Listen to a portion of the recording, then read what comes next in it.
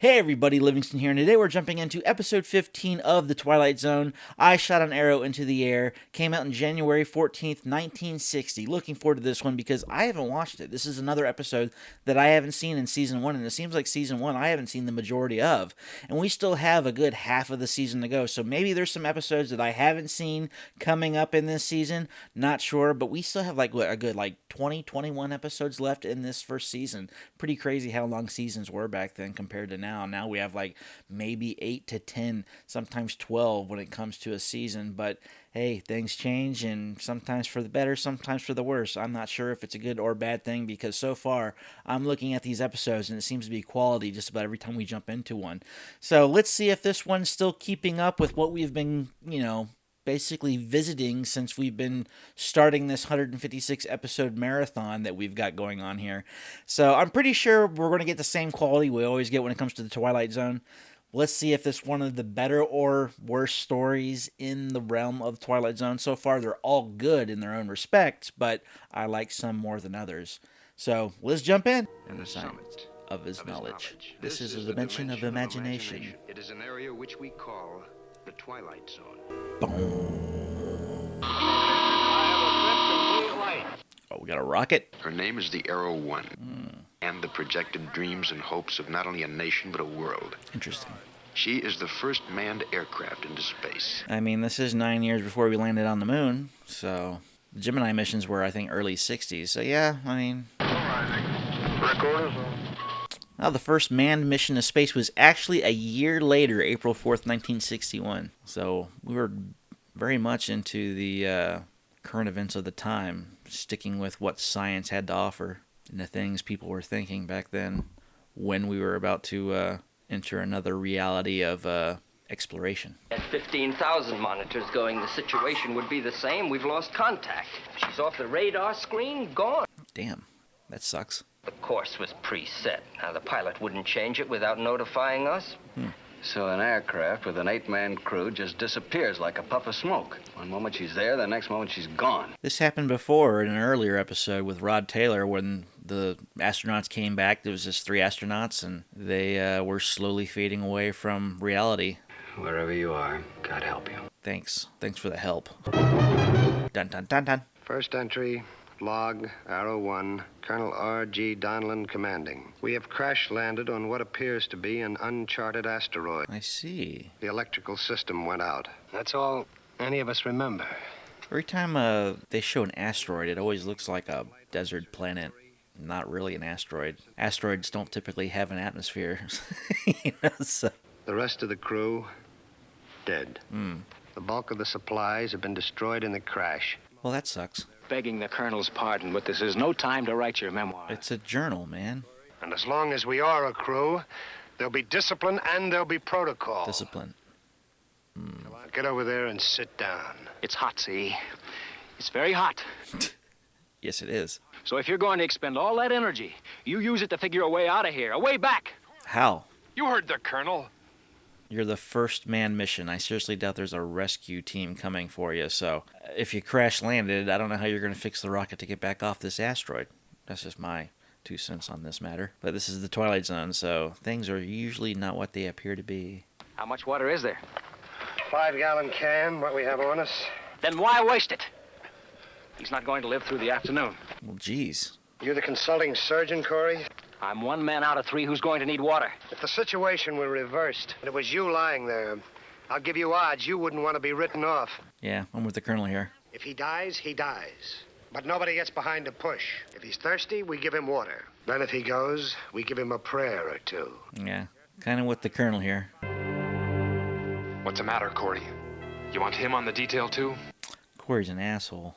I also get where he's coming from. Logically, it's not worth saving the water for somebody who probably won't need it the next day. I don't know. Tough calls. The asteroid we've landed on is in the same orbit as the Earth. Well, wherever we are, it's a cinch it isn't heaven. You can count on that. Wouldn't it be funny if they weren't on an asteroid, they just happened to be on Earth? And they're like, oh, man. So, if they know where we are and they want to come and get us, they're going to have to build another ship. He's a logical thinker.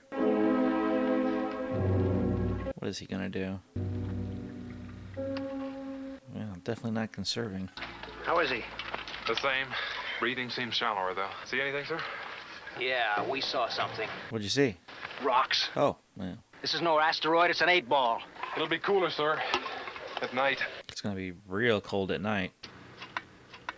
Not this time. It's a better shake than those four got. I want to stay alive, so don't give him my water. Well, you just wasted it. Great. Colonel! He's dead. He's not going to drink any more of your water. Yeah, Corey. Hope you feel horrible. Quite a long way from home, Jim. Time to dig another grave. Going to see if there's anything in this godforsaken place that can help keep us alive. Yeah, hopefully there's something. Well, you just buried quite a bit of meat. I mean, it's like Alive. You ever seen that movie Alive? I think it came out in '93. Has Ethan Hawke in it, I think. But it was based on a true story where people actually ate on people, dead people, who died in a plane crash, and the survivors had to survive somehow. Question is, would you resort to cannibalism, or would you do what it would take to survive? Pearson? Corey? It's got to be one or the other. Not sure what he's defending himself against. I mean, I guess you never know. There could be some alien creature just roaming this asteroid. Well? Nothing. It's a cool little, like, torch they got going on. Thought maybe I could get some kind of a fix using the stars, but it's overcast. Can't see the stars. What about Pearson? He went south towards the mountains. I went west towards nothing. I told you men to stay together. Well, we split up. Cover more ground. Why is he just wasting water? I already told you, Colonel. We went in different directions. Gonna have to watch your back on this guy. That you didn't drink any water. You were out there nearly 6 hours and you didn't touch a drop. I want to know why you started out 6 hours ago with half a canteen and then came back with it 3/4 full. I found him. Face down. He must have hit his head on a rock. He was dead. Why would you lie about that? I want to conduct a tour to Pearson's body. I want to see for myself. Move out! It's turned into a thing of survival. And I guess they left that 5 gallon of water back at camp too. Didn't bother. I mean, they have canteens, I guess. I can't make it, Colonel. I gotta rest. Drink some more water. Uh-oh. He's getting a bright idea. All right, let's move out. He thought about it. This is a long walk. Look, Colonel, he must have crawled away. But you said he was dead. I was wrong. We'll drag him away. I thought he was dead. My tongue was swelling up. I swear my tongue was swelling up. Pearson! Pearson! Is he gonna make his move? I think he's gonna make his move. Pearson's alive. Now Corey's gonna take the gun. What are you trying to tell me something, Pearson? What? Corey, he hit me in the head with a rock. What? You went up there? You saw something up there? What is that? Satellite antenna? And he's dead. Well, he's just leaving the gun. So what's that symbol mean?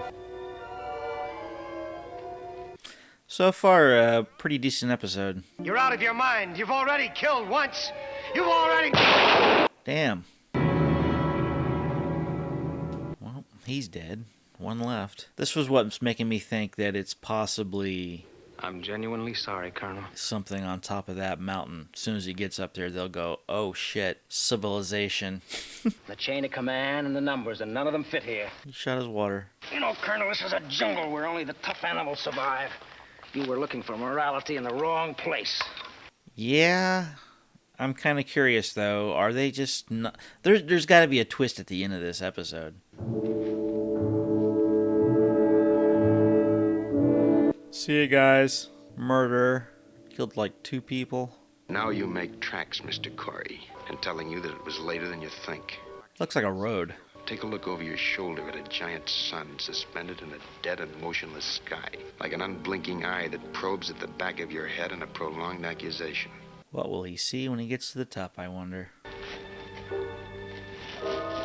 Almost there. Make tracks, Mr. Corey. Push up and push out, because if you stop, maybe sanity will get you by the throat. So what is the end of this, I wonder? Oh, there's a higher place. Alright, I'm waiting for the big reveal here. Pearson. Oh! What is it? Oh, I know what you were trying to describe. It is... Nevada, Reno. You were trying to draw telephone poles. We never left the Earth. The twist. We just crashed back into it. Oh, man, and you're a murderer. What have I done? I'm sorry. Practical joke perpetrated by Mother Nature. That sucks. Human drama played out in a desert 97 miles from Reno, Nevada. I mean, I had a feeling. The Earth and, of course, the Twilight Zone. What an episode. Well, that was episode 15, and I gotta say, it's a ranking up there episode. I'm not sure where it's going to rank. I'm not sure if it's going to be in the top 5, but I like that. I kind of knew that there was a possibility that they were still on Earth. I'm not sure if they were going to go with what the asteroid looked like. Because, I mean, we already seen an asteroid in the other episode where the guy was living on it. He was kind of like told to live there for the rest of his life due to something he did on Earth. I think he murdered somebody, and that's when he was given a robot because the guy thought, he's super lonely. 3 astronauts seems to be a thing in the Twilight Zone as well. We saw that in an earlier episode with Rod Taylor. It was the 3 astronauts who were slowly disappearing from reality. It's just kind of funny that they have this sort of familiar tone like the 3 astronauts or astronauts in general, or space travel. This has already come up 2, 3, 4 times so far, and we're on episode 15 when it comes to space travel or astronauts or anything of that nature. So it's pretty cool to see that the space race and rockets and astronauts and surviving in space and the possibility of, coming up with different situations that an astronaut could possibly be in. Because we started off this entire show with an astronaut learning to be by himself inside of a capsule for a long period of time. Turns out it warped his reality. That's what episode 1 was all about. We're on episode 15, and we're still dealing with astronauts, and we're seeing the different interpretations of people's story and the way the imagination just kind of runs rampant with these ideas. And the Twilight Zone seems to bring that into fruition very nicely. I mean, I'm really digging these stories so far that bring up the space race and astronauts and surviving in space in general. But let's jump into some general trivia, see what it took to get this episode off the ground and into a reality. In the opening scenes in the launch control room, some semicircular flashing gauges are seen in the back of the control room. There are some of the gauges seen as part of the Krell facility at Altair 4 in Forbidden Planet. Oh, cool. That's with Leslie Nielsen. This is one of the only 4 episodes of The Twilight Zone in which Rod Serling uses a mid-episode narration. The other 3 are Walking Distance, Time Enough at Last, and I Sing the Body Electric, which we've seen the first 2 episodes. The title was one that Rod Serling considered for a screenplay that would later air as The Gift, which was almost the pilot. Some listings credit Alan Smithy as director. Stuart Rosenberg did use the name sometimes. Normally, Alan Smithy is used by directors who do not want their name associated with a piece of work. I wonder why Stuart Rosenberg didn't want his name credited to this episode. I thought it was a pretty decent episode for The Twilight Zone. Maybe it was a personal issue that he didn't want to divulge. I'm not sure, but I don't care enough to actually dive into know. But interesting that he used the name Alan Smithy, so that's pretty cool. Anyways, what did you think of this episode? Let me know, comment below, and let me know what you think. And while you're at it, please subscribe to continue on with us to episode 156. It's going to be a hell of a journey, and we still got a long ways to go, so stick around for that. And until next time, see you later.